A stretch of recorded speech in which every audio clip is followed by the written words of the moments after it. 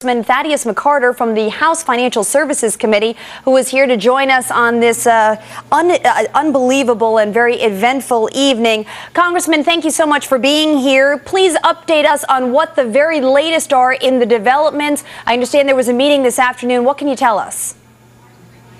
Well, Ms. Glick, I think first, your show has put out the stakes in the global economy for what's happening now and why it is imperative that the United States Congress get it right.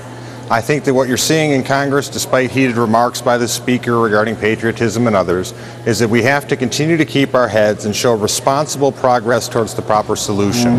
All members of both sides of the parties, both sides of the House and Senate, we understand there's a crisis, we understand there's a need for congressional action, and we want to make sure, as you've seen with Republicans coming back to the table, that we do the appropriate thing by the U.S. taxpayer and by the financial markets here in the U.S. and abroad.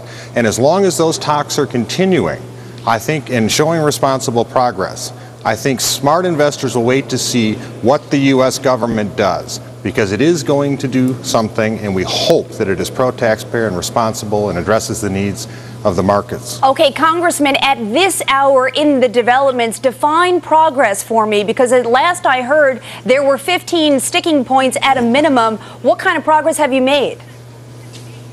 Well, I think the progress is they're discussing these critical points. Alexis, as you know, this is the first great economic panic of the new global economy.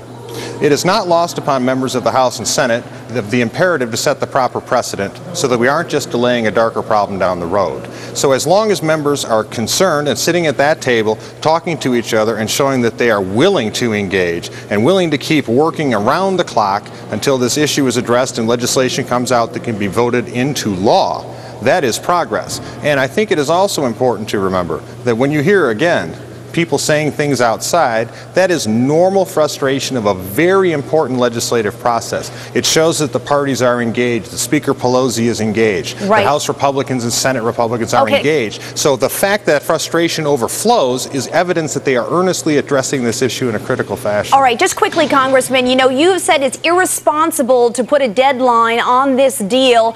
And, you know, look, the markets are expecting that something's going to occur by tomorrow night. Is that unrealistic? I don't know if it's unrealistic or not. I think I advocated that we not make predictions for precisely the reasons that you're laying out. We had earlier heard that Tuesday was drop dead. Friday was potentially dead.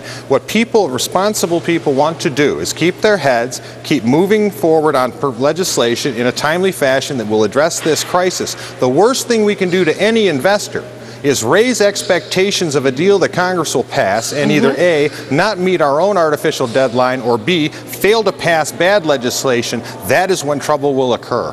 All right, Congressman McCotter. Even more immediately than now. All right, thanks so much for taking the time to join us this evening. Let me send it back to Brian in Washington, D.C. He's got